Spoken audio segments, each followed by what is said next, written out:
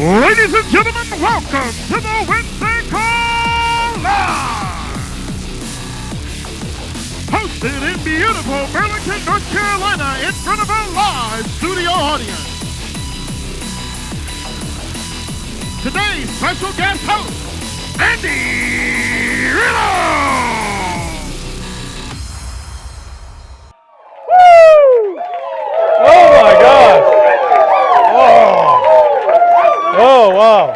It is crazy up in here. My gosh! Woo! If you have never come to a live TWC, you need to get up here.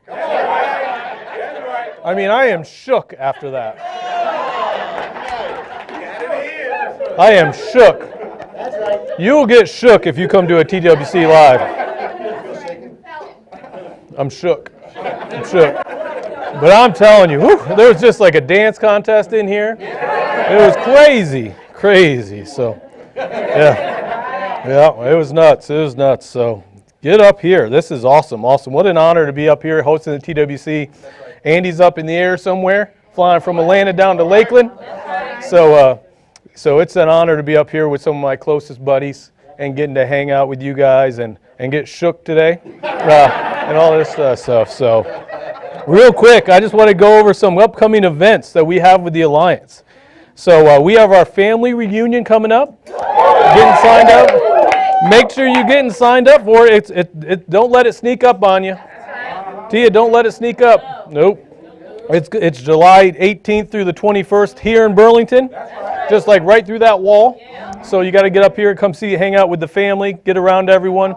It's one of those times, twice a year, Andy gets the whole country to come together and hang out. And it's one of those things, guys, you get around the top leaders and you get around the top people in the Alliance in one weekend in one spot. Because it's one of those things, if you try to do that in any other way, you'd have to travel to 50, 60 different cities across the country, and you would run out of time. And he condenses it all there. So make sure you're doing that. Other things going on. A bunch of us are getting ready to fly to Paris in like 2 weeks. So we have our Paris trip for all those guys that went out there and worked hard last year. If you didn't make it, that's okay, because we got another one going on now. It's the Alaskan Cruise, and we have a new winner that's already won it, Mark and Shannon Hutchinson. So Hutch is going to Alaska, and he's going on the boat. Mike, you want to put him on the boat? Oh, yeah. Put him on the boat somewhere. I'm going to get him on the boat. So this is one of those cruises that's going to be amazing. Andy sent out the video with the ship, the Ovation of the Sea, and they have this thing on there that's called the iFly. And you get to if it's the skydiving I'll do. You know what I mean? You never get too high off the ground, you know what I mean? So I was talking to Cuz last night, and he was telling me about skydiving. I was like, yeah, this iFly thing sounds better and better every day. But you can do that on the boat, you know what I mean? So it's all that stuff. Time. Yeah. And Hutch and Shannon are the fourth ones to qualify. So there's 4 names up there already. And it's April.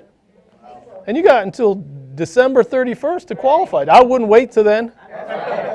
I would do it quick like these 4 are doing it. So definitely get on that contest, get yourself winning. We were talking to someone the other day down in Charlotte, Terry. It was Jason, and he's got a big annuity coming in, and it's basically going to qualify him there. So there's so many different ways to qualify now, and it's so get out there, get some premium in there, get some annuities in there, and get qualified quickly. That's right. We have some more things coming up too. We have the ACT, the Alliance certification training going on. There's the one in Houston. I was just talking to Jeff Bright this morning. He's getting ready. He's on an airplane, I think, right now. And he's flying out to Houston for the social tonight, and it's kicking off tomorrow, and then it's the 24th through the 27th out in Houston. Then we have 2 more still coming up that you can still register for and try to get into. We have one in Jacksonville, Florida, down in our office down in Jacksonville. Now at the Alliance Jacksonville office, that's on June 6th through the 8th. So definitely get to that. And then we got one here at the home office, the HQ, here in the HQ on June 12th through the 14th. So make sure you're getting signed up for those. So if you didn't get selected for the Houston one, Stephen Davies said it a couple of TWCs ago. He's like, I would sign up for all 3 just to see if I can get in one of them. You know what I mean? It's one of those things. There's 2 left. I'll sign up for these 2. and see which one you get into. You know what I mean? And just travel to whichever one it is. So there's 2 coming up there. And then Andy Albright, like I was talking about, he was texting with him this morning. He's on his jet now flying down to Lakeland, and he's out there traveling like a madman leading from the front. He's going to be in Lakeland tonight and tomorrow doing an IUL training, and then tomorrow night he's going to be in Fort Lauderdale, and then Friday he's going to be they're going to be doing the IUL and annuity training in Fort Lauderdale. So you got those 2 things coming up. So if you know anyone in the Lakeland, Florida, like anywhere in Florida, they need to be going. They need to be at one of those 2 in the next 2 days. And then Andy's also doing a West Coast trip. On May 20th through the 23rd, he's going to hit Vegas, Seattle, Salt Lake City, and Los Angeles. And it's the Long Beach, Los Angeles we're meeting too. He's in LBC. So they're out there. Andy's out there flying all over the place. Get your guys there. Take advantage of that stuff. Know where he's at, know where he's going, and get people into those things. The more people you get around Andy, the bigger your business is going to get. So. And then we also have next week, Gina, Chris Norris, and Brandon are traveling around, and they're hitting some stuff. They're doing an IUL and an annuity boot camps in these cities. This is crazy because I remember Andy said it was me, Fitz, and Jason Carey. We had to do this trip once, but he sent us in December, and it was Chicago and Detroit. It's a little warmer when he sends Gina up there, I noticed. I don't know if Fitz, Carey, and I did, but we went into December. Gina and Chris and Brandon get to go when it's in the springtime and it's warmer, but they're going to be in Chicago doing an IUL and annuity boot camp on Monday. They're also going to be in Detroit on Tuesday, Washington, D.C. on Wednesday, and Cincinnati, Ohio on Thursday. So they're traveling around too. So definitely get your guys in those areas. Be knowing where these guys are going to be and the hot spots, and knowing where you can take advantage of the system and definitely go do it. So that's some of the upcoming events that we're looking forward to, and just keep up on it, guys. Andy has it all over the place, but make sure you're doing those things. So, but again, it's an honor to have Andy while he's traveling around to be asked to do the DWC and be up here and bring some of my buddies up here and do it. He has us talking about compete, and that's something I'm very passionate about. That's something I like a little bit. I was up there trying to motivate Kyle Staff earlier today. I don't know how so we were talking about that. We're doing some motivation with them up there, but we're up there. But just knowing Andy and Jane and just being around Andy, one of the things I fell in love with Andy early on was his competitive spirit. He is the ultimate competitor, and he leads by example on it. One of the things I heard Andy said, he goes, I love going to sporting events and watching games. He goes, but I don't like a good game. I like a blowout. And I was like, that's my kind of guy right there. I like a blowout. And Andy leads that way, and he does it with his massive action. Like I just read off his schedule over the next couple of weeks, and I didn't throw in there that he's going to all these other countries in between there. You know what I mean? That he's nonstop all the time, and he's continuing to do it with massive action and massive going out there and doing the do. And it's cool because I wrote down a couple of notes of like his license plates on his cars, like do the do. And 24/7 RU, that's his license plate and a plane plate. so it's like both of them. So it's those things. But Andy just sets that example of competing and winning and going out there and do that. And I just love doing it. And it's just such an honor. A few months ago, he picked like his inner 6 guys and managers and being selected to that and being with those 6 guys and fighting with those competitors as well. And Andy's challenged us 6 to go make our inner 6. And I'm just honored to have 3 of my 6 up here today and battling with us and doing stuff. And these guys are just competitors. You know, I got 3 guys here. One of them is Mike Hartley from Tampa. He's just an ultimate competitor, loves to go out there and compete. Coming up there, and I'm going to have these unleash these guys on you guys too, and talk about what kind of competitors they are, and guys I like to go and battle with. You know, it's like picking the team that you're going to go fight with, and 3 of them are up here too. So you got Big Mike Hartley's up there. You know, Terry Edwards up here. Been hanging out the last couple days with Terry and Tia TNT. Boom. So hanging out with them. Just winners, you know, just guys that like to go out there and win. And then my good buddy Chris Long for the last 11 years, hanging out with him, fighting through the trenches and just continue to go out there and battle. And guys, I just get a like a white sheet of paper out in front of you. And when I say that, it's like with nothing else on it, because these guys are just going to just pour into you. And with the competitive spirit and their hearts that they have, and I'm just honored to have these three guys in my life and be with them. So with that, I would love to bring up my good buddy Mike Hartley and take a moose on you guys. How y'all doing today? What up, man? Oh, what a day. What an honor to be on this call. I mean, I'm with three warriors, and these are my brothers. Now, some of you might think I'm the older of the three. No, that ain't happening. But these are the guys I want to spend the rest of my life with. All right? That's family. And for those who you don't know, I grew up in Chicago, the suburbs of Chicago, and I was fortunate enough to get a football and a wrestling scholarship. And the funny thing about it is, I was ranked in the top 3 in the state of Illinois in wrestling. Now, how did I get ranked in the top 3? Well, I did a little bit of that. But to be in the top 3, I had to spend a little extra time in the weight room. I had to spend a little extra time after practice. They didn't have keto then either. And yeah, I got it now. Thank God there's no keto in Bonjour. Anyhow, it's funny, with all the extra workouts and staying late every time, every day, I still got butterflies in my stomach before a wrestling match. And I'm ranked in the top 3.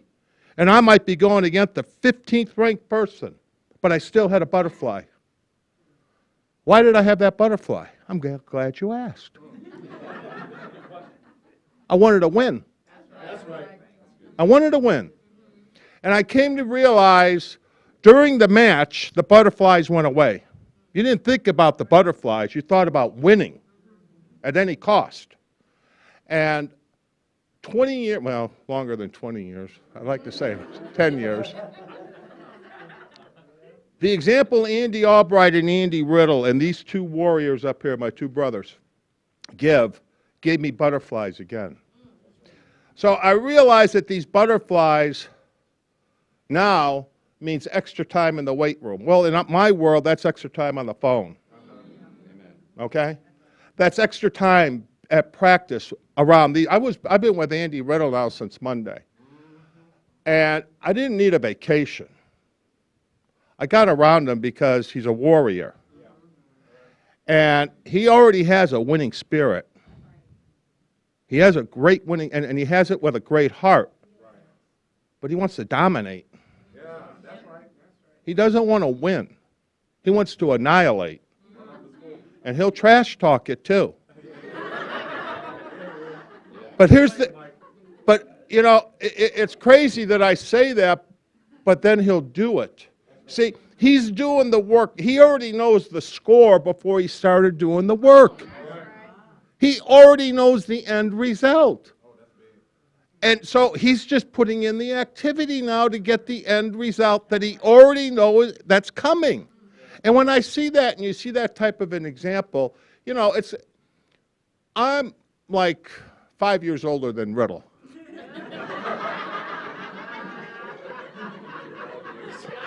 Well, wishful thinking, okay? What are you laughing at? Yeah, dog years, yeah. But you know, it's crazy that a guy my age is going to listen to a guy that's 20 years younger than me. All right? And why would I do that? I want the butterflies. How big of butterflies you want? Extra phone call in the weight room. Association. I've been with him now since Monday, like I said earlier. And what I got from him, just on the drive in the car, has changed my thinking. Because it's my thinking that got me where I'm at. Now it's my thinking that's going to change, give me the butterflies again. You know what I mean? So, he's an example. Both these guys are examples. All three of them. And I love all of them. That's hard for a man my age to say. Okay? Because I'm the big brother. And I'm the one that's supposed to set the example. Like Andy Riddle had 2 older brothers. That's why he's so competitive. He tried to keep up. Well, I'm the older brother, and I'm trying to keep up with the younger brothers now. All right? And Andy Albright, God bless him, man. He's out there, and he's laying a path for all of us to follow. So here's what I'm learning at my age. You know, and listen to what I'm saying, you young bucks.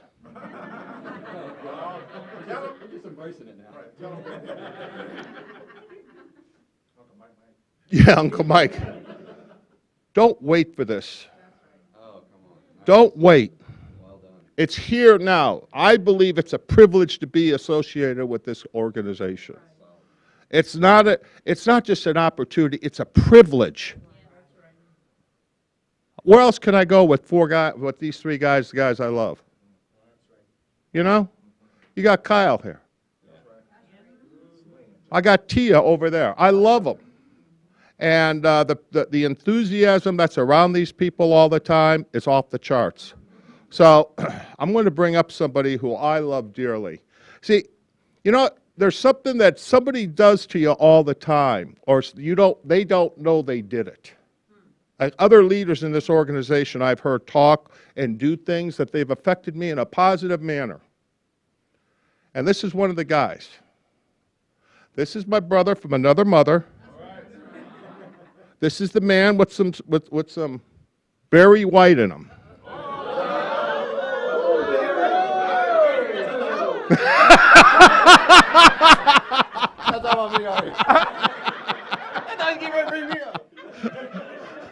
This guy is smoking hot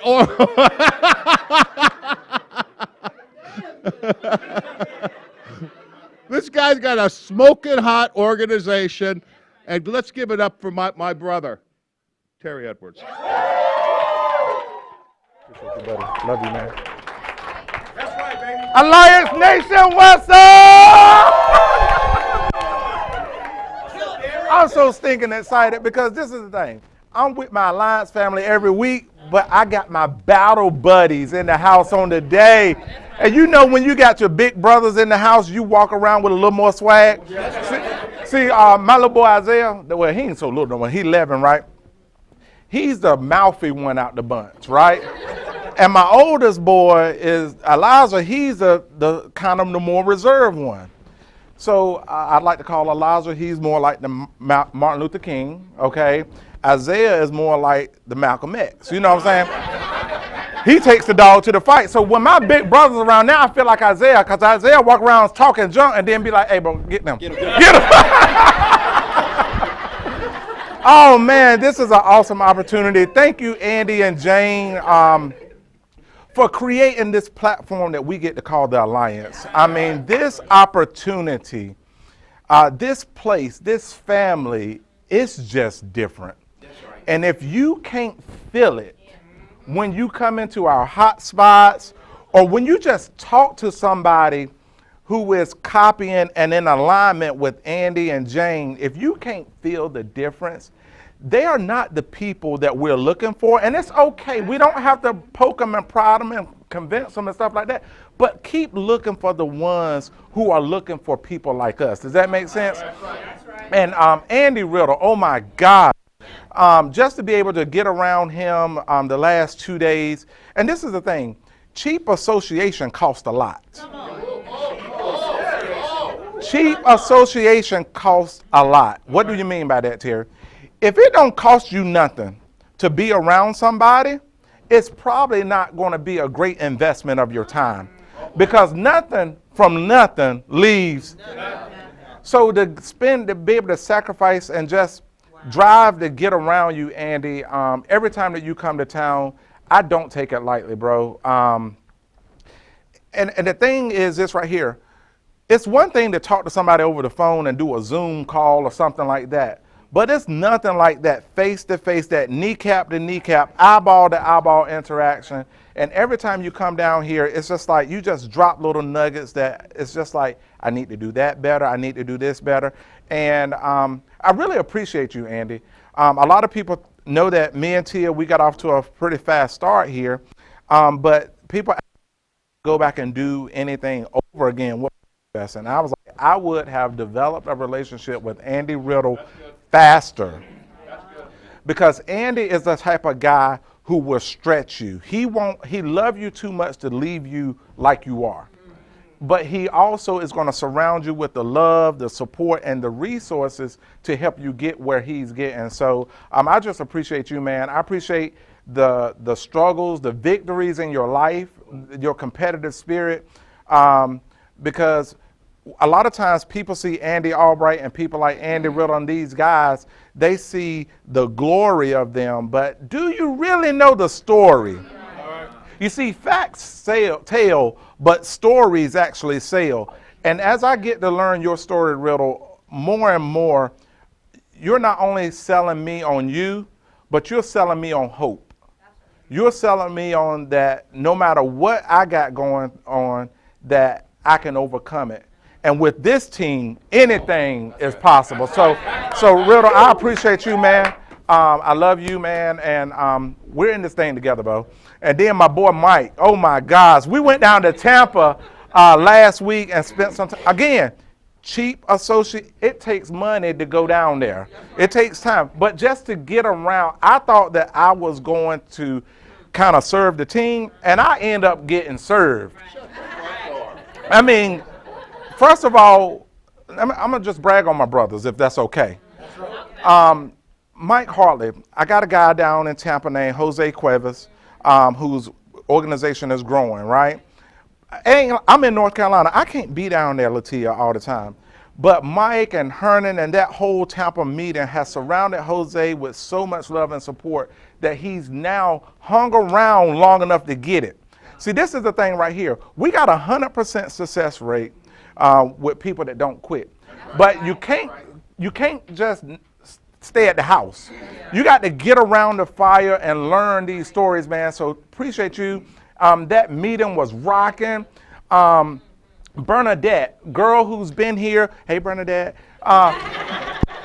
Girl ain't been here but like 2 months. I mean, as soon as we got out the car, she came in with some non-keto friendly desserts, right? But this is the thing right here. She's been here 2 months, and let me tell you something. If you immerse yourself in this culture, you can't stay the same. Right. 2 months in, she's telling Tia, hey, let me take your bags. Can I show you to the restroom? Is there anything that I can do for you? I'm like, and we've never met. We ain't done nothing for them, but gave them an example. But Mike has created a culture in Tampa, bro, that is crazy. So if you know people in the Tampa area, you get them to that meeting. And then my boy Chris Long. When I first got started with the Alliance 4 years ago, I was down in Atlanta. I had just lost my job. And Tia was pregnant, and I was just trying to figure out how we were going to make it. You know what I'm saying? I never lost hope. But I just didn't know how it was going to happen, right? So they was like, you need to start going to these meetings. I was like, all right, well, I'm going to go to the meeting. Where the meeting at? Because I ain't had no job. Do you know how many people, they ain't got no job, they got a small team, they ain't selling nothing, but they ain't got time to come to the meetings. So what you doing just sitting at the house? I don't understand that. Anyway, we can't talk about them people. Listen, that's right. I came to the meeting, right? And I met Chris Long. And this was my first boot camp that I went to. It was like my second week of getting started. And Chris Long just walks up in the room, and I'm like, who is that? Look at him. Come here. Come here. Just look at him. Look at him. Yeah.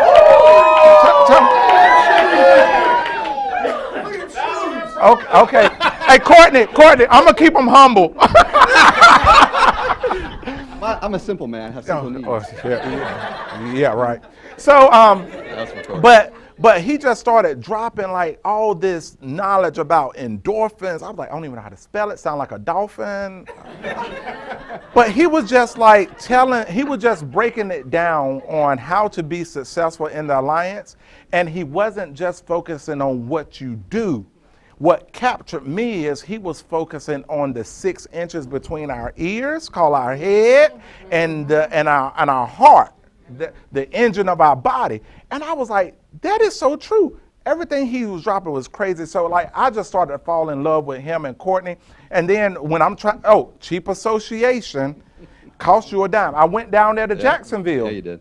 And Chris opened up his home to me. Yeah. Let me stay in his home. And we got up and ate breakfast, and he liked extra stuff on his eggs and like I'm all about to get that. thrown on the I'm bus. not going to do it. I'm not going to do it. But Courtney's like leaning in. Right now, so tell the story. Tell the story. But just to be able to, first of all, just sit and have breakfast with a guy that's had as much success and have overcome so much stuff was mind blowing. I was FaceTiming Tia in their backyard. I'm like, Tia, look at all this stuff back here. I was like, look, they got a green egg. Ooh, look at the pool. They got a theater out back. It was just like, I was just like, man, you can't fake that. And I appreciate your genuine love for Andy and Jane and for this team, Chris, man. You bring a lot of value to the table. Thank you, buddy. So we're talking about competing, right? And the way that I got off to a fast start with the Alliance was I didn't come here to compete with nobody. I had to come here and beat myself. Does that make sense? Yes. What did I have to beat? Just imagine you making a good 6-figure income.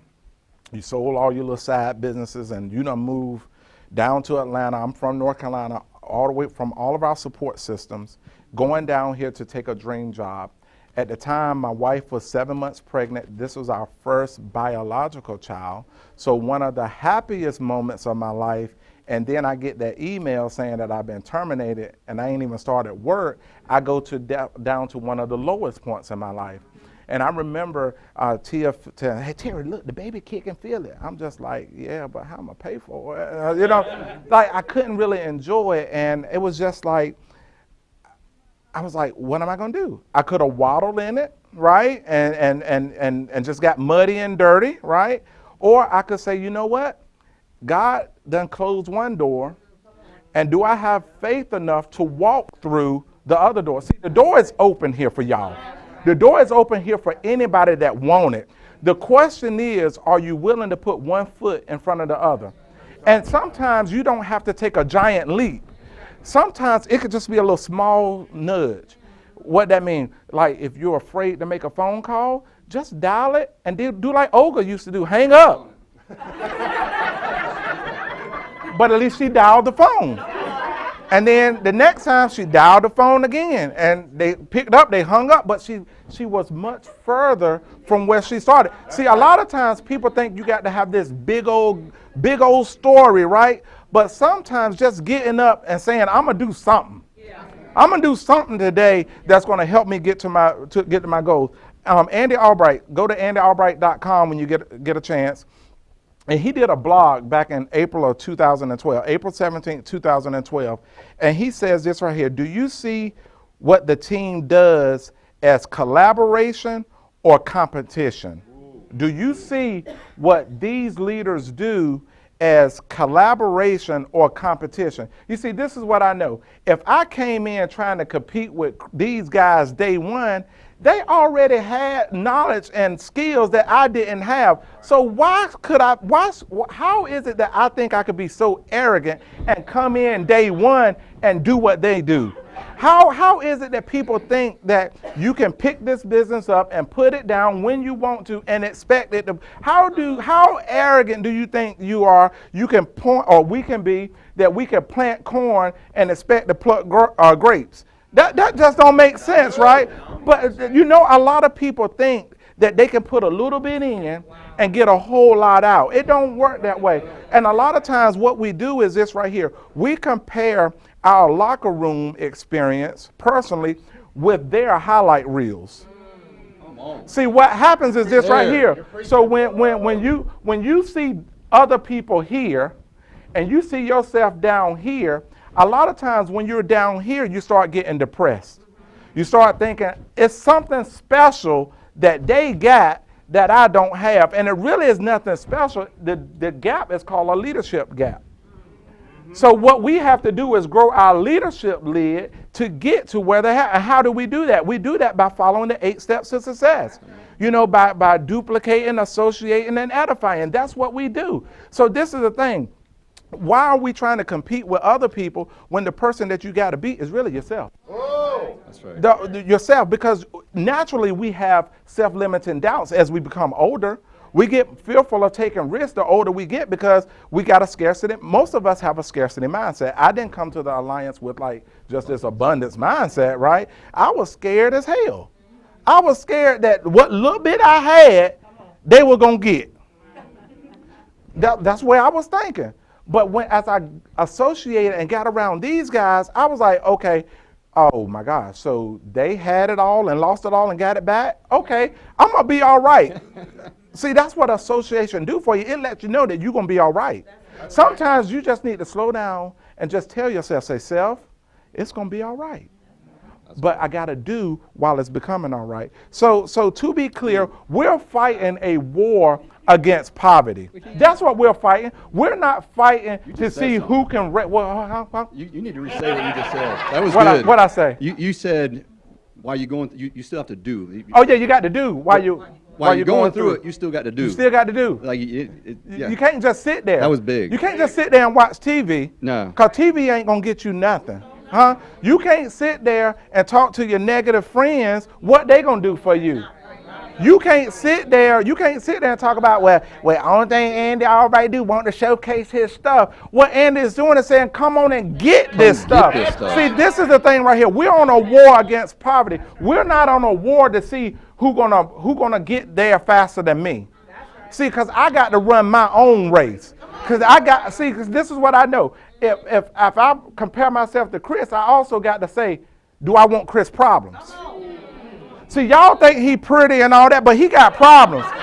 Me and Courtney know the problems that this man has. A little extra. But what the enemy, what the adversary wants you to do is to start comparing and fighting against one another as opposed to fighting the war against poverty. Does that make sense? Because this is what I'm trying to tell you right here. When you start comparing yourself to other people and you don't get the results that they are getting, you start having envy and doubt and hate, and you don't even know that you're a hater. You hating and don't even know it. And when you start hating, you ain't doing nothing but slowing yourself down. Because this is what I know. My enemy is not Chris Long. My enemy is not Kyle Cater. That's right. The enemy is poverty. That's right. If you realize that the enemy is poverty, and it's not just poverty, it's your poverty, it's my poverty, it'll get your eyes off of Chris or the other leaders and get your mind and your face back in your activity book. That's it, baby. So this is what I know. This is what I know right here. This is the thing about why you don't want to compare yourself to other people. See, when you compare yourself to other people, it steals your joy. Because you begin to forget how grateful you are for what you got. You see, this is what I know right here. I was talking to a guy on my team the other day. He done went out and wrote 2 applications. And I know he ain't bought no leads. So I called him. I said, Chuck and Deidre, this shout out going out to you. Chuck and Deidre Price. I said, Chuck, I know you, like, what? Did you know these people? And they had funny names. Like, they were, like, Asian, Vietnamese names. I know you ain't hanging out with them people. I said, did you know these people? He was like, no. I said, well, how did you meet them? He said, Terry, what had happened was, Saturday I was off work, and the mailman delivered a phone book. I said, they still make phone books? And he said, I told Deidre, I said, Deidre, if I can cold call people that I don't know at work to try to sell them a car, why don't I just open up this phone book and start calling people? And so he opened up the phone book, dialed 40 people that he did not know, booked an appointment, went up over there and wrote 2 applications and got them some referrals. Come on here, somebody. Because this is what I know. Winners going to win, losers going to lose. I was talking to my boy Lloyd and Giselle yesterday at lunch. Me and Tio had face to face, right? We went out to Camel City Barbecue. We were eating our pork sandwiches and everything. And Lloyd said, yeah, Giselle goes out on appointments with it. I was like, okay, good. She go in the house. She's like, no. What? This is what they do. Lloyd go up to the house And if he can't get in the house, like if it's an appointment, it's a no-show, he naturally would get back in his car and just wait until his next appointment. He had his wife there with us. See, this is how you go from the power of 1 to the power of 11. That's in the book. So what happened was, Giselle said, we're not just going to sit in the car. Get out the car. We got a whole street. You take this side, I'll take this side. And they started knocking on doors because winners going to win, and losers going to lose. So the other reason you don't want to compare yourself to people, because it's going to slow down your progress. See, it's not the distraction that kills you, it's the hesitation. You see, I got to run my race. That's why they put blinders on horses, so they can stay in their lane and just focus on the finish line. But the moment I start competing with these boys, I take my eyes off of my finish line, which is going to slow me down, get me off course, and thus further me from getting to my goals. So I got to do me while they do them, while Andy does him, and we know that all of us are working together for the same goal. So I ain't got to worry about these boys if they got my back. I know they got my back. I know they got Andy Albright back. I know this. We like Nehemiah. We ain't coming off our wall. We're building our wall. We're fighting our war. And this is the thing right here. Another reason you don't want to compare yourself to nobody is because ain't nobody perfect. Hey, everybody got problems. You either get ready to go into one, you in the middle of one, or you coming out. And sometimes I feel like I'm in all three phases at the same daggum time. See, but this is what I know. Teams that dominate, they can start off and suck really, really bad. Like they get a new coach, right? They were getting blown out by everybody last year. They get a new coach, they still gonna get blown out by everybody because they're putting in a new system. And then they lose by a little the next year. Then the next year they win by a little bit. Y'all notice that they went from losing by a lot to losing by a little, and then they winning by a little, and then that fourth year they're most of the time winning by a lot. They blowing everybody out. So the story is this right here. Just know where you are in the stage of your progression. You got to know where you are. And the other thing is this right here. Why you won't? There are always going to be somebody better than you. Always. How arrogant is it to think that you can be the best? Like there's always going to be somebody bigger, better, stronger. They may not look as good though. Oh, no. No. But there's always going to be somebody better. And the thing about it is this right here. Recognize the gift in other people. Right. Because Andy put us together not to compete against each other, but to complete one another. Right. You see, there are things that I suck at, they're really, really great at. So what you do is you partner with your strengths and your weaknesses, and you partner with your weaknesses and play to your strengths. Yeah. And then you utilize the team to help you get where you're trying to go. Right. And the last thing is this right here. Beating somebody don't always lead to self-fulfillment. Because when you compete against other people and you win, you just accomplished something that they are proud of. It had zero to do with what you started compromising to their dreams and to their values. Now, I can use them to inspire me. That's right. Right?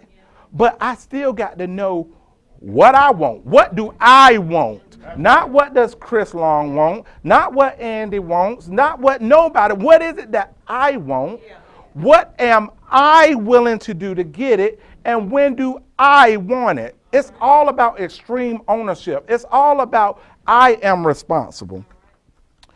So people who compete against themselves are more successful than people who are looking outwards. So how do you compete with yourself? You set goals based on what you can control. See, a lot of us will get down in the dumps because we're focusing on the results, and we can't control the results. Andy Albright wrote a whole book about it called Inside the Circle of You. That's right. The only thing that we can control is our attitude and our activity.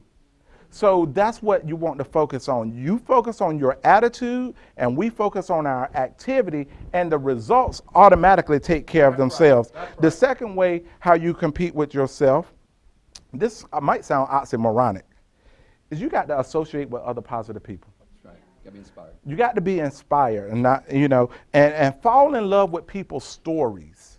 Know the stories, because once you know the stories, you now can appreciate the shiny objects. See, everybody appreciate the 2 jets that Andy got. I mean, they're inspired. You know, they see it, right? But they don't know the 2 weeks that he was on the road driving his mama's Lincoln Town car. You got to know the story, baby. You got to know the sacrifice of a Jane Albright. I say this all the time. A lot of people, they are quick to edify Andy. But you got to realize the sacrifice of a Jane Albright. Amen. The sacrifice of how she unselfishly, and sometimes she probably don't want to share them, but she know that Andy has a call and a mission that she can't stand in the way and let him abort it. And Jane Albright, if you're watching this TWC, from the bottom of my heart, me and Tia and the whole Alliance Nation, we say thank you, Jane. Thank you. Thank you. Thank you. Thank you for loving when you didn't feel like you had no more love in you. Thank you for giving when you felt like you had gave all you had. Thank you for being that voice of encouragement those nights that Andy would lay in the bed with tears rolling down his face. Thank you for standing up and being strong in those moments. And that's what it's all about, y'all. It ain't about who's got the bigger organization and who's got the fastest this and who's got this. Can we just be better than the person we were on yesterday? Dustin, can we just be 1% better today? If we can get 1% better every single day, by the end of the year, we're 365% better. So, and I cannot think of any other person that competes with himself like Chris Long. This brother is smart. He can tell you the subconscious stuff, the endorphins and why and this. You and Jane Hill probably hang out a lot together. Y'all are very smart. But I love this man. I love everything that you stand for, Chris. I love your family and how you unselfishly give. And this is what I know, and I'm going to bring you up. When you come to the family reunion, just watch Chris. He's the biggest cheerleader for everybody coming across stage. I say he gonna get too many hugs. He gonna have a rash on his chest because he just hugging everybody. He loving on everybody. Y'all watch him. That's what he do. And it's not coming from a place of jealousy, that you are genuinely excited about the success of others. And that's a big compliment, because that means you know who you are and who you're called to be. So, man, I love you, Chris. You take it over, baby. I love you. I'll figure it out. It's all good. How y'all doing? Yeah, we're on the TWC. Who's excited? My shirt's excited. My socks are excited.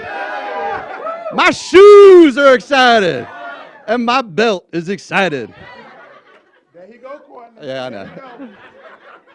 I am excited. I am. I've been doing this 11 years. First of all, my name is Chris Long, and I was blessed to be brought into the business by that man right there, Andy Riddle, who absolutely is responsible for changing my life. Like, hands down. The people that he would introduce me to, the associations, the knowledge that I didn't even know was out there, the way of making money that I didn't even know was out there. He brought me into that, and all because, you know, he felt like talking to a guy at a Japanese steakhouse one day. And so at the time, I was 34 years old. I was 15 years into an IT career that I loved the IT, I hated the job. Have you ever felt like that? Mm-hmm. Man, it was a bit suffocating sometimes. You ever just been like where you just feel like you can't breathe, right, in life? And I was just looking so badly for a way out. And then I met Andy Riddle, and he brought me into this. And I was just like, at first, like a lot of people, I think, Kyle, I just like, this can't be right. Because we're trained so much to work for other people.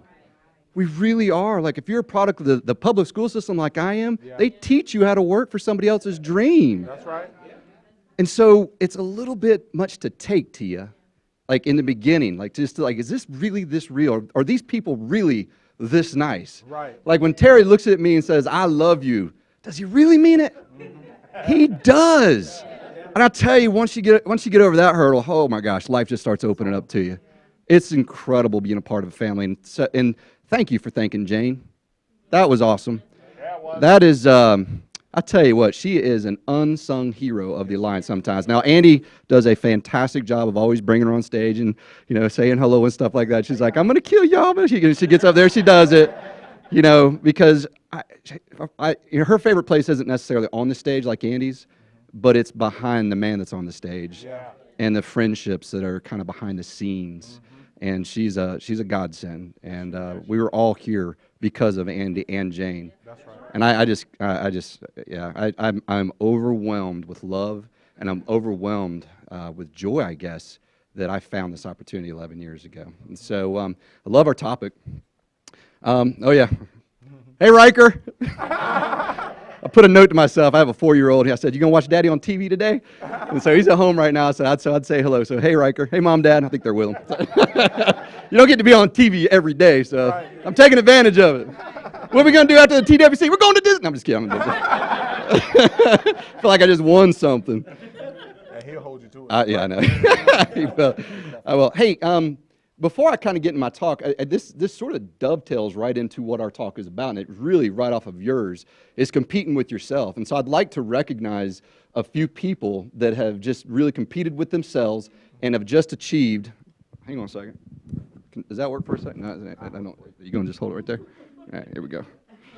They just achieved the power of 10. All right. So this is a program that Andy came up with that allows, like, once you pay your 10th policy, you get like a little care. But one, you get a shirt. And some of the people, I've got some people on my team that just won that, and that's every time we're on a Zoom call, the dude's got it on. I'm like, you like that shirt? So it means something to him, which is really cool. But let me show you some of the goodies. You're going to get a letter. When this is you, if you haven't done this yet, if you're out there, you get a letter, a personal letter from Andy Albright. It says, congrats. You're receiving this package because you have successfully completed the power of 10 with the Alliance. This means you have knocked out 10 issue-paid policies so far, and we want to reward you for your effort with the prize package you now hold in your hands. One of y'all want to be like a Vanna? Yeah, because can you do that as I read this? That'll be good. I can do that. All right. This package includes a portfolio. Show them, Terry. To help you with your day-to-day activities. A certification to display in your office, a certification. Can you describe how this feels? Like, don't just, it's hard to look at and appreciate the quality and the shimmeriness of, hang on, I kind of see it, yeah. You hear it? Yeah, you can hear it, All right, there you go. Let's see, a certificate displaying in your office and a Power of 10 t-shirt. I want to encourage you to continue working to use the Alliance, and it is working for you. You are making the most of the Alliance advantage, leadership, system, and team. The Alliance corporate staff and the members of the Alliance are proud to present to you this prize package. Now that you've completed the Power of 10 cycle, you can help somebody else. Isn't that an important part of our system? It's like we have one of the most unselfish systems on the planet. It's like, it's not all about you. It's like, congratulations, you figured out how to succeed for yourself. Can we take it to the next level and help somebody else succeed a little bit? It's all about paying it forward in life. I firmly believe that. He says, you have my permission to help as many people as you want to do this, but I would suggest you find the best person and get them rolling with this strategy. One great way to help a person to complete this cycle is by using page 9 of the Alliance activity book, which maps out how you can track and complete the Power of 10. Don't let up. This is just the beginning. And in his famous closing, shicky boom, Andy Albright. Let me read the names. So this is March's winners. I think Robbie gave them to me. All right, so this is March. Y'all, look at the winners.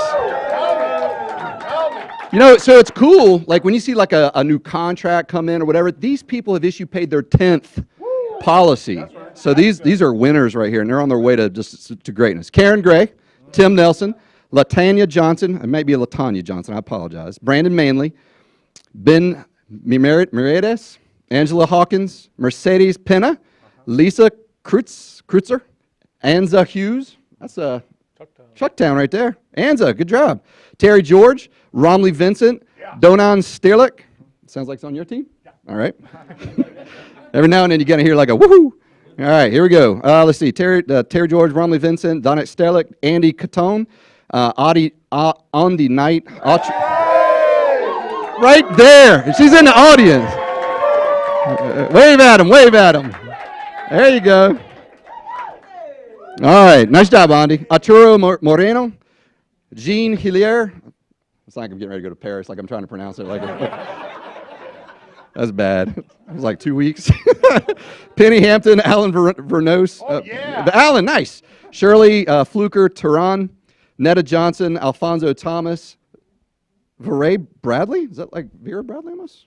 Veray Bradley, Erica Durr, Sarah Pools, Randy Akampo, so sorry, Quinn Allen, Victorious Grace, pretty name, Adam Reith, Asan Ali, Scott Macrum, excuse me, Chris Stento, Christy Brown, Joe Fallon, Phyllis Scott, Lou Birchold, Brittany Cook, Michelle Everett, Robert Martin, Leah Castillo, Henry Gonzalez, Yvette Horrell, LaShonda Damon, Sarah. It's good that we have this many names, Right. but it's bad for me because I got to keep reading them. Crazy talk. Sarah, I appreciate. I'm trying. Sarah Gutierrez, Ron Thompson, Isaiah Wait, is that you? No. Where you at? All right. Thought I hit somebody. Lahana Woodward, Alvaro Bustos. Did I say Alvaro? Yeah, Alvaro Bustos. Did I call Isaiah Posh? Yes, Ron Thompson. All right. Chastity R. Garland, Jasmine Carter, Anthony Jameson, Brittany Allen, Kathy DeVecco, Deandra Robinson. This one's near and dear to my heart. Deanna Ford. Good job, Deanna.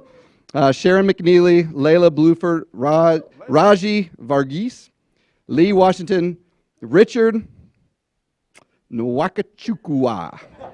Somebody help me with this.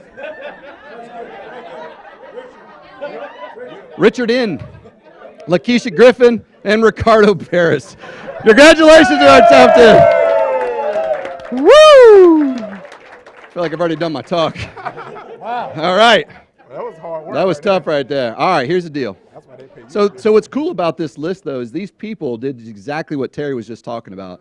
They competed with themselves to get to the next level. Once they wrote 1, they wrote 2. Once they wrote 2, they wrote 3. Once they got to 5, they doubled it and they hit 10.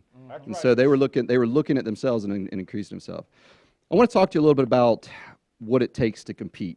And so here's what I know. I'm going to. God gave everybody in this room some talents. That talent is God's gift to you. What you do with it is your gift back to God. All right? Yeah. Here he comes. Well, thank you. That's a sure compliment right there.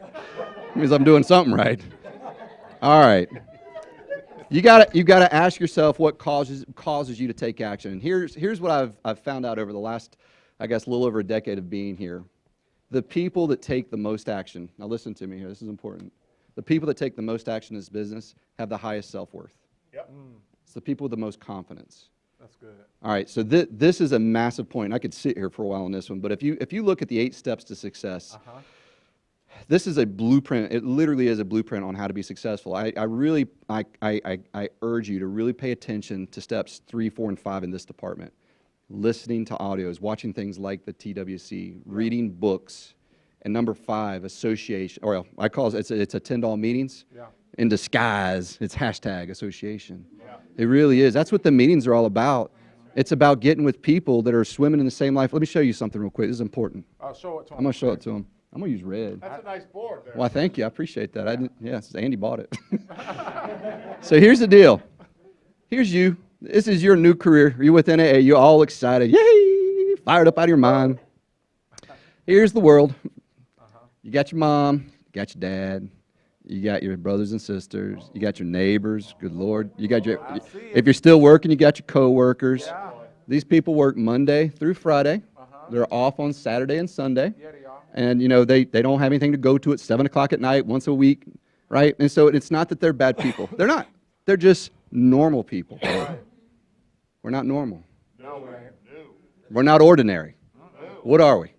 We're extraordinary. We have the blueprint to become extraordinary. I'll say it that way. Okay, so here's the deal. This is you, and your excitement is real. I mean, it might be like this. And so here's the thing. If it was you against the world, this is a very hard battle to face. But when you go to your sales meeting, your opportunity meetings, you're around like-minded people. You're doing step 5. You're associating. You're heading in the same direction with some same people. It gives you power to get you through to your dream. So you've got to get through adversity. Now here's what happens though. Sometimes we get a little distracted, and this is us, and we don't go to our meeting, and so we start to lose our excitement a little bit. Then we stop reading maybe because we aren't being reinforced with the habits. That's good, Chris. All right, we start to really now we're not making as much money as we were in the beginning. Something was wrong. And then you know what really happens? You turn around and quit. You become like the rest of the world because you're not associating. So here's what I know. When you get around people that are fighting for the same things in life that you are, it gives you what you need to take it to the next level to accomplish the things that you need to. And every time you say you're going to do something and you do it, it raises your self-worth a little bit. That's good, Chris. Every time you make a promise to yourself that you don't keep, I'm going to go out this week, I'm going to start making dials on Monday. It's not Monday. Click. It's Tuesday now. Nobody's your boss. You don't have any boss here. It's Wednesday now. Click, click. And so I was taught this a long time ago in this business. You will, if this is your self-confidence and this is your work ethic, you will never work past your own self-confidence or your own self-worth. Okay? And so, but when you read books, the books that are on the NAA reading list, starting on page 86 in the newest edition of Andy's book, The 8 Steps to Success, right? When you listen to conference calls, when you surround yourself with good-hearted people that have great intentions, that are, some of them are going to be winning. See, I used to think that was the point. I thought it was all about just getting around people that were winning, and that is important, but it's also about being around people that are in the fight with you. As long as they have the right humble heart and the right attitude, then you got cross-line running buddies, and that's crazy important. Right? I mean, it's huge. You're going to need your battle buddy out there, and you need positivity. So just I can't stress that enough. That's good, Chris. All right. So something else you got to do to raise your self-worth, because here and our topic is really about like competing. I think you have to get this stuff right to bring yourself to a level to compete with yourself and other people. Right. Like if you can't get your self-worth up, you're not going to feel like it. You don't even want to compare yourself to yesterday's image, right? Because here's the deal: if people with high self-worth, they think they're getting better. People with low self-worth, guess what they're thinking? They're getting worse. So why would you want to compare on a version of you that you think is better yesterday? Wow. Oh, boy. Right? That boy good. That guy boy smart. All right. Another way that something else you've got to get right in your mind to increase your self-worth is you've got to get over past guilt. You're going to have to let that stuff go. It's hard to accept other people if you can't accept yourself. And we're an attraction business, and we've got people that we're trying to bring in to the fold to help them, right? But if we have a hard enough time just looking at ourselves in the mirror and saying, I love you, you're worth it, it's going to be really hard to say that to somebody else without feeling it. Sales is nothing more than a transfer of belief from you to the person you're selling to, and make no mistake, the recruiting and building game is a sales game. And so if you don't believe in you, how can you transfer that belief to somebody else? And so you've got it. There's lots of ways to get over it. Like, get around some people that have gone through some stuff would be a great way. Look at people that have done that have come forth and admitted they've had some rough patches in their life, and yet they're still standing, they're still breathing. And so it's like you said it a few minutes ago, you know, like because when you went to Atlanta, you were just boom, right? And then you got to know me a little bit, and I'm not gonna get through the whole story, but yeah, we've gone through we've been on the mountain. Hey. And we've been through the valley. But guess what? And now we're back on the way up to the mountain. We are. I'm telling you, get around some people that have been through some stuff, because every failure has with it a touch of guilt.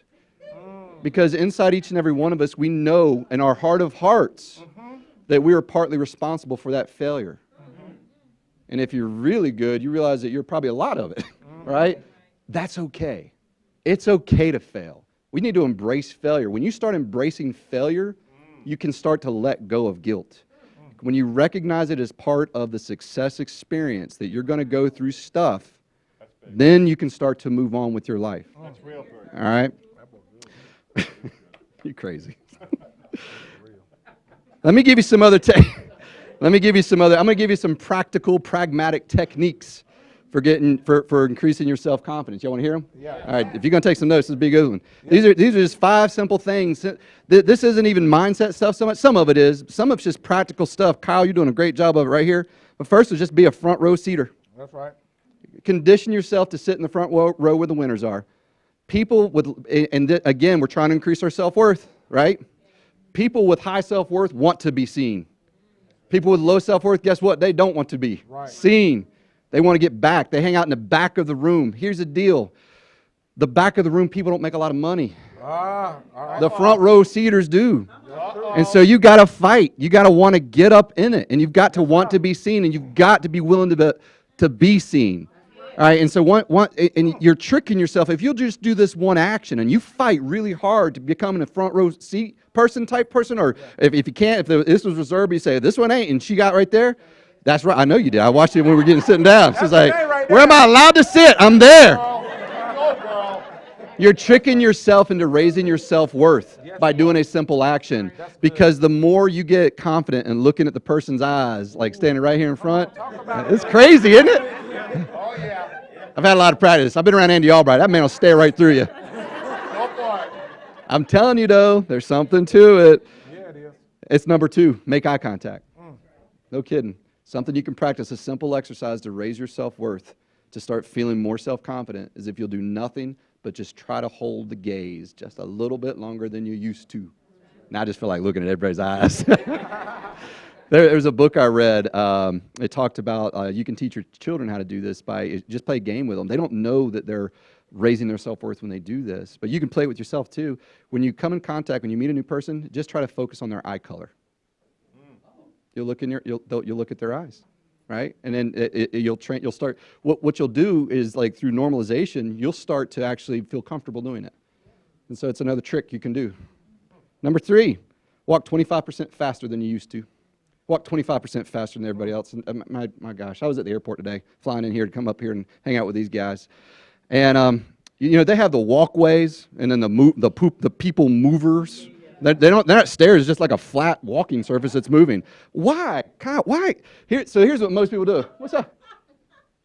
It's like they forget how to walk as soon as they hit the moving thing. I'm like, the amnesia just can't. I mean, and so because I'm all like, and thank God some of them actually do say walk and stand. It's just odd to me that you would just stop walking, like mid walk. It's odd. And so today I was like, because I was really trying to get here. I was dying to get around my buddies, and I had my backpack on. I was like, forget it. And I was just, and here's the sad thing. I walked outside of it, and I was passing people riding and walking on it. But I learned a long time ago that something that a characteristic that successful people do is they move with purpose. That's right. And so they, just by walking 25% faster than what you're accustomed to, you're going to do well by yourself. That's good stuff right there, though. Speak up. Enough. The irony. The irony is so big there. Number 4, speak up. How many people remember the Brady Bunch? I'm Peter. Peter during that song. So y'all young kids have no clue what I'm talking about. All right, so speak up. Something else that successful people do is they're not afraid, one, to be seen, but also to be heard. Leadership is visual, but leadership is also audible. That's right. Leaders don't mind being heard. Don't be afraid to express yourself. Ask questions when asked. Now I gotta be careful here too, because there are some people. There's a quote. I forget where it comes from, Tia, but you ever heard the phrase "fools go where angels fear to tread"? Sometimes people just want to speak up and just keep talking. It's like, you ain't got no right to do that yet. Right. You're just like praying. They just, please be quiet. Andy's trying to talk. I'd really like to hear Andy instead of your story about the 15th time you failed, right? So sometimes, so you've got to be smart about this one. But when asked a question, when asked to volunteer, speak up. Put your hand up in the air, right? Speak up. That's good. Last one, smile. All right, this exercise ready? First of all, check it out. Y'all can't help yourself. You smile, and the world smiles with you. That's right. You cry, and you cry alone. Whoa. Right? Whoa. And so, smile. It's hard. All right, so here's the deal. I want you to think of an angry thought or something that makes you mad real quick, and mid-thought, put a big smile on your face. Boof, it's gone. Right? He just did it. He just did it just now. Yeah, it does. You know what else smiling does? And this is something that holds a lot of people back, and I have a lot of personal experience with this. Fear is neutralized by smiling. It's hard to be scared and smile at the same time. Where do you think the nervous laugh came from?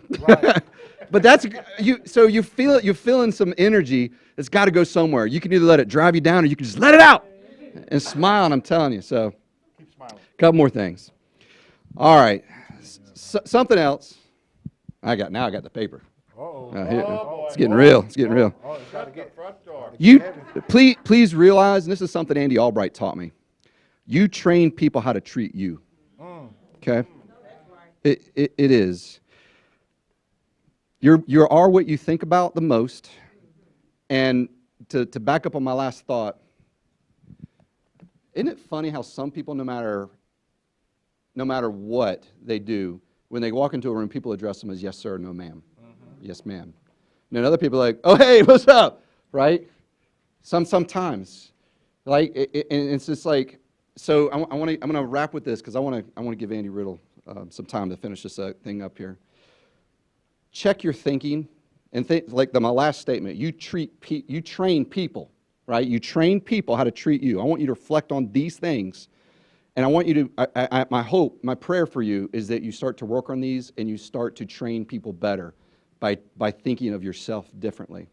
And so I want you to think about somebody in your head right now that is someplace in life that you would like to be. All right, it can be financial. It can be somebody you're competing with in the alliance, right? Or, silently, like we're looking at them, we're coming, but I'm competing with myself. But think of somebody you admire and you respect, and ask yourself these questions. First one is, when I worry, would the person that I'm trying to become worry about this? Okay, so when I worry, is this something that so and so would worry about? Right? And here's what I know. Terry and I had a good discussion as we were prepping for our talks up here today. And we were talking about, like, it's almost a contradiction sometimes to think we don't want to compare ourselves to other people, but we also want to inspire ourselves. Isn't that the same thing, right? Because we had a dialogue going on this. And it caused me to think about it, right? And something that I've realized is that people with low self-worth compare themselves to other people. People with high self-worth are inspired by other people. That's right. So again, you've got to prepare yourself for competition by increasing your self-worth. So when I worry, that's the phrase, when I worry, would so-and-so, the person that's inspiring you, because I'm giving you permission to be inspired, which means you have a higher self-worth, would they worry about this? When I have a new idea, is somebody successful? How do they act upon that idea? Something I know that all top producers do, and top salespeople and top managers, they always check their thinking upline before they try a new idea. All right, I'm constantly walking into Andy's office. I'm blessed to share an office with this man right here. I'm like, hey, bro, you got 2 seconds? Because I just want to check. I mean, he's going to make over $1 million this year. That's right. He's on pace to do it. And so I'd be a fool not to have. I mean, he's right there in my office. So why wouldn't I check my thinking on that? Right. How about my appearance? Do I look like the person that I want to become? So my appearance. You look good. Thank you, buddy. How about this one? My language. How do you speak? Do you speak like somebody that you admire? Do you speak like the person that you want to become? If you want to compare yourself, compare that future version of you that you're working on. Right. What I read. Are you reading the same things that the successful people in your life are reading? Mm-hmm. How about the conversations that you have? Are you talking about the same things? Are you still talking about the things that you've always talked about with your peer groups that have gotten you where you are so far, right? So are the conversations lifting you up? Are they petty? Are you are you gossiping, right? I know it's tempting. I'm just telling you. Ask yourself that question. When you hear yourself talking, ask yourself, is this something that so-and-so, whoever that is for you, would be doing right now? It's a great way to check your thinking. Andy Albright always talks about that, like that camera that's always on him, right? And it's him. And he's looking at himself, and he's watching himself. How about your temper? How do you react to things? Is it some people have a propensity to really get angry. Okay, so that's fine. You're a human being, you're allowed emotions, but the person that you're becoming, how would they act in this situation? Here's one. This is different, but it's important. How about your jokes that you tell? Right? Are they enlightening? Are they lowbrow all the time? Are they highbrow? I mean, it sounds. Just ask yourself. Like I ask myself constantly, would Andy Albright tell this joke? What would he say? In this situation? I try to like use that mental board. Now, here's what I know. If I don't get around Andy enough, I'm going to start forgetting what he would do. That's right, boy. That's big. So you need to, you got to keep that fresh in your mind. That's big, right there, bud. All right, and then what you do. Now, it can be jobs or whatever. For us, it's what we do. When you explain what you do, what does it sound like? So for us, that might be recruiting. Have you invested time in yourself to sound like the person that has better fruit on the tree than you do, right? All right, so these are a couple of things I just wanted to share with you guys today. I'm so honored and so blessed to be here with you. I really am. I take it very seriously. I actually texted Tim Go before I got here, and I copied these guys. I said, Tim, pray for us. I say, we really, and I was sincere, though. I said, one, we need it. Two, we have a genuine desire to want to create a positive impact in this world. And Andy Albright has trusted us enough to give us the platform to do that a little bit today. And I would not be standing here today if it weren't for the guy I'm getting ready to bring back up. And he's my good buddy that I've known. I tell people all the time at our hot spot when I'm introducing him. I say, I didn't grow up with a brother, but this is my brother. He is the closest thing to a brother that I've ever had in my life, right? He's been with me through some ups and some downs and all over the place and stuff. But he's just a good dude, and I love him. His name is Andy Riddle. All right. I had to cross off some of my stuff on my talk. I was cheating earlier. I'm over there. Chris says something. I was like, "Oops, just cross this one off right there." You know. So, but awesome. I love these guys, and the stuff they pour in, they make me better, and in that aspects. And I was talking to Andy the other day about competing, and I remember growing up, I was the youngest of 3 boys, so I was always competing against my older brothers. And playing basketball growing up, I was always competing in that. And it was always in my mind there was an opponent, and we were fighting against opponents. And it was one of those moments, one of those coaching moments with Andy, and it's one of those things that like you remember where you're at and everything. And we're in the Ring of Champions in Cabo San Lucas, and we're in Andy's suite up on his deck, and he has this overlooking the ocean, and you have this hot tub, and we're up there. And I asked him a question about competition. He's like, all the greats that I can ever think of are not competing against somebody else, they're competing against themselves. And even though when I look back at when I competed against my brothers and I competed in sports, I was competing against myself. But I was tricking myself there was an opponent. And in the aspects. And it's getting better. You know, I remember Andy saying, I don't see Tiger Woods talking about other people he's going to beat. He just talks about how great he's going to be. You know, the Michael Jordan's just competing on that side. And I just remember when Andy taught me that is I needed to become the best example that I could be to go out there and work and do things. And I look at different stuff, and it's one of those things in competing I want to dominate. And sometimes I think it gets tricked. People mix it up with the aspects of dominating, of competing against somebody else to dominate. You know, Chris just stole my thing off my card here. It has lines going through. But when Chris talked about, you know, your gift from God is your talents, and your gift back is what you do with them. But I remember Tim Goad telling me years ago, he said, when you meet your maker and you go meet God, he's going to introduce you to somebody. And that somebody is the person that you could have been. And when I meet that person, my competition is with that person. Because when I meet that person, I want that person to be my twin, not a stranger. And I want to be, and that's where I'm competing against. So I'm looking to dominate with that to compete against that person. And I'm looking to compete to be the example of that person.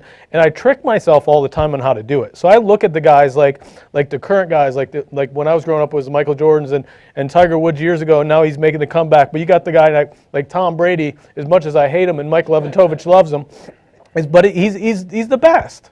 You know what I mean? But you look back and you look at what those guys did. I heard a story once that Tom Brady, when he was a rookie, he was just so committed even at that point. As Terry was talking about, people see people when they're way up here. He was so committed when he was a backup and wasn't even supposed to make the team. And Rodney Harrison tells a story. He always looked at himself as the hardest working guy on the Patriots. So he would always be in at 5 a.m. to go work out, and the meeting started at 10. And he was committed to be the first ones. And he said when he started the season, when Brady was there, he went in at 5 a.m. and Brady was already in the weight room working out.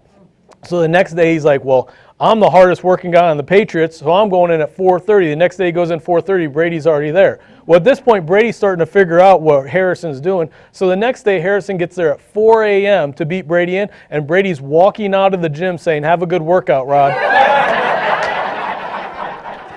right. That's right. But think about what that's done. The Patriots were the Cleveland Browns of the NFL before Brady. And what that work ethic has done is changed them to be the greatest franchise currently.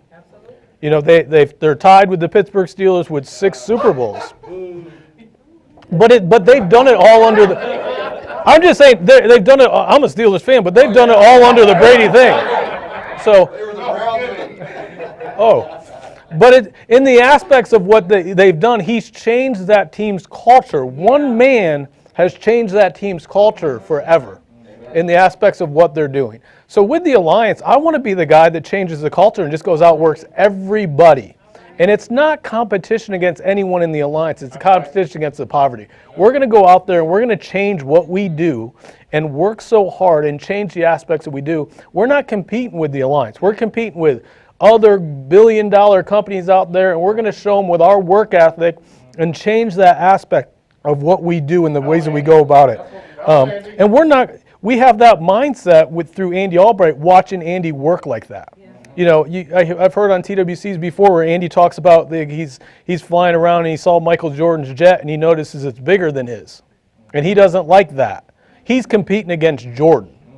Where's the aspect are you competing against? Who's the example you're going to take your ability, yourself competing inside of you to that next level? Where do you want to go with it? And it's always competing against yourself in that aspect. In my mind is I'm meeting that guy and he better be my twin. And I'm going to fight to do that and giving it to meet that twin. So here's some things that, like in competition and pushing myself to do so, I think you have to get a ritual down, a ritual of what you're going to do. One of my coaching sessions with Andy years ago, I told him I said I felt really productive. Like 1 week, like this week I'm traveling. I'm in 5 cities in 5 days, and I don't have a jet like Andy to get to him yet. But I'm still out there chasing it and going through those cities and stuff that we're doing, but I have a routine. And then before, I would say the next week when I wasn't traveling like this, I would be catching up from this week, then setting up my following week, so I felt like I was working 50% of the time. Andy coached me to get a ritual with an assistant to handle my schedule. So I can just go do what I want to do and have that ritual. But another thing I learned that the assistant does for you is when I was planning my own schedule, I would put my own limitations in and reward myself, say, you're working hard, you can take some time off, or you don't have to do this. When my assistant does it, she gets fired if it's not full. And I complain about it being full, but I still do it. And it tricks myself to where I have to go to that level, because if I don't go to that level, I'm not going to meet that twin of mine. And it's pushing myself to do it. The other thing is Chris talked about it with building your self-esteem and stuff, is I just feel massive action makes things better. When you go through things and you look at someone like a Tom Brady and what he does is the massive action that they put in, the massive hard work they put in, covers up for so many of the mistakes they make, you never even notice them. In this business, if you put massive action in everything you do and become that example for your organization, it will carry that through. So if you're the massive dialer, you notice the guys that go out there and you see her, they make 1,000 dials. I never hear their guys complaining about making dials. You go out there and run 30, 40 appointments a week, that guy's team runs a lot of appointments a week. You're the guy who goes out there and recruits a lot, their teams recruit a lot. Be the guy that leads that example in your organization to set the pace to put massive action in. And here's the thing. The person that does the massive dials and the team looks like they all do massive dials, they're complaining too. It's just the mass is making it look perfect. It covers up all the mistakes. Put massive action in. And when you start putting massive action in, it builds your self-esteem faster than anything. You start thinking, I'm working this hard, I deserve this. I start deserving things. I start having those things in there. And creating small wins, creating that momentum on small wins. It's getting those wins over and over again and continue to do it. You want to have those small wins to continue to create that momentum. And small wins may be like Terry was talking about with Olga, just making the dial. And even if you hung up the phone on them. You know, it started that first small win, then you get another small win. You got to get that momentum going. You got to do it. And then once you get that momentum going and you get those wins happening and more wins happening and more wins happening, the domination naturally starts coming. And when you start dominating, it's taking it to a level that you do things.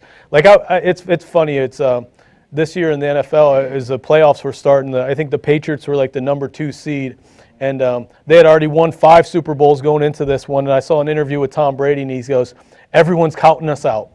No one thinks we can do it." And I'm sitting there watching the interview. I was like, "What's this joker talking about? Who in the world doesn't think they can do it? They've done it 5 times. You know what I mean? They're the number 2 seed, and they're not number 1 because of a tiebreaker. It's not like they're bad." He's making it sound like they're the worst team in the NFL. And I'm like, what is he? And I realize what he's doing is he's tricking himself to think it's him against the world so he can go out there and perform at a level. He's not reading the newspaper articles of how great they are. And it's knowing in that sense of domination is if you start taking in all that stuff. I was joking, I was telling him in Greensboro last night, Kyle sent me a text a couple months ago saying something positive to me, and I took it as he's trying to throw me off my game. I know Kyle's heart. I know Kyle's heart, and he meant it, but inside I wouldn't take it in. I was like, he's trying to trick me. He's trying those Jedi mind tricks, trying to throw me off my game, want me to start taking that stuff. Nope, ain't going to happen. We're going to keep dominating. We're going to keep doing what we do. We're not going to read that stuff. And as the Alliance, we start doing that and seeing those aspects and competing at a level that we don't even imagine exist. Because who would have thought that someone like the Patriots with a 6th-round draft choice could go win 6 Super Bowls? And they're not done. I'm not saying they're going to win more, and I sure hope they don't. But there's not an end in sight. And they do things at a level. Get your business, get you doing things at a level you don't even know exist. And as you start moving like someone like an Andy Albright, your confidence level continues to grow, and you'll start getting things that you don't even know exist. And you'll move in that aspects to compete and dominate and understanding what goes on. But it's knowing the price. And it's the price that you pay. It's the price that you go out there to create that stuff. And it's the price that you want to do it. And a lot of people go out there and they don't have the dream and the aspects of what they're fighting for and the legacy that they're trying to build. And they have a price where they can be bought out of their dreams and their legacies. And it's in the aspects of selling out to knowing no matter what, you're going to accomplish what your dreams and your legacies want to be. Like, I have no price on me to where I would sell out not to try to accomplish meeting my twin. It is in the aspects that I am 100% committed to improving myself, doing what I have to do to meet that twin. Right. And it's in the aspects of not having a price to do it. It's not having a price on your dreams. It's not having a price on your kids' dreams. It's not having those setbacks. When those setbacks come, is selling out to those and saying, those dreams aren't important. Because what happens is people don't have those aspects where they want to go out there and win at a level, and they'll let little tiny setbacks talk them out of their dreams, which is the price they won't take to accomplish them. And when you look at what you want to do and you have that higher level of what are you worth? How much is your dreams worth? How much is what your kids' future is worth? What's your family's legacy worth? And then all of a sudden, little tiny things don't matter. Amen. They are going to happen anyways. And it's knowing the obstacles and knowing the obstacles are going to come and having that in your path. So if your path is more difficult, that's okay. Don't worry about it. It means it's because you have a higher calling. And they got to fight through it. So as things start coming to you, start knowing you have a higher calling to do it. We talked about this last night in Greensboro, but it's one of those things that was a question is like, how do you deal with tough situations or bad moments or bad days in that aspect? And it's a thing that Andy taught me years ago. It's knowing the outcome before you start. That's right. It's knowing you're going to win. And it's knowing where Andy talks about we have 100% success rate with people that don't quit. When you sell out and go 100% to what you want to do, it does not matter what happens, what you have to fight through.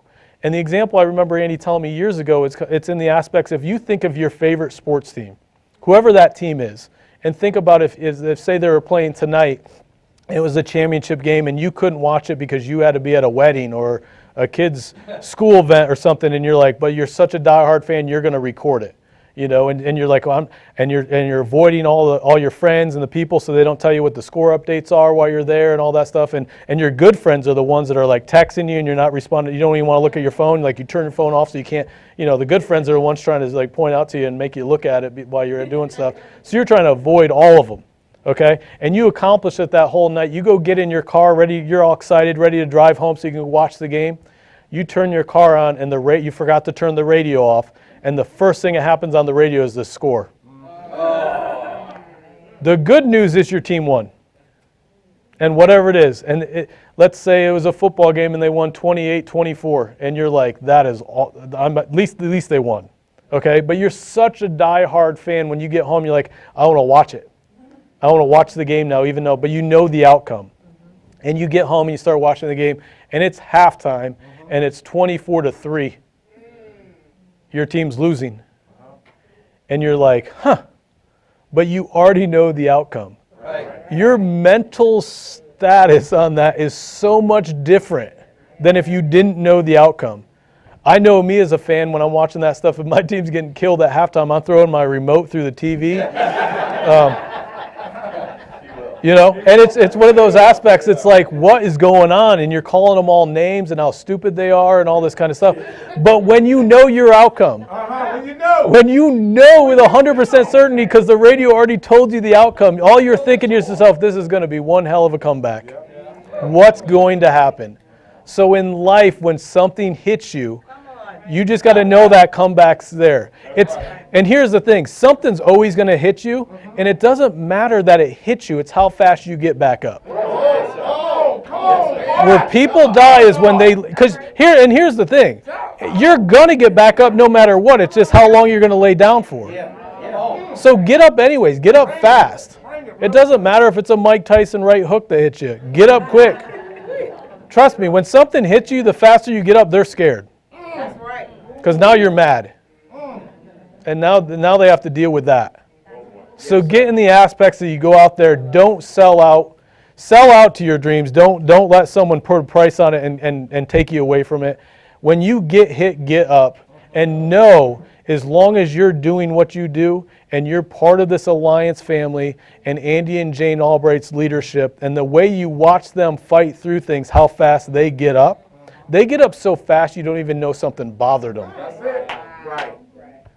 And when you get to that level and you're doing the things they do, we will be the most unstoppable, dominant force the Alliance family will ever be. So.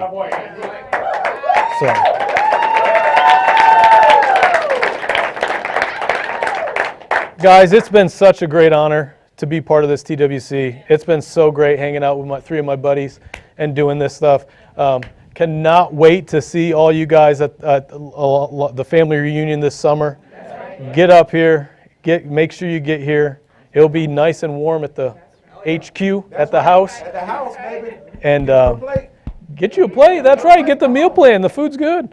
So, all right, guys. What an honor. Get out there. Upcoming events. Make sure you get around Andy. Gina Hawks traveling all over the country. Make sure you get to your hot spots. Let's go out there and let's dominate this Alliance.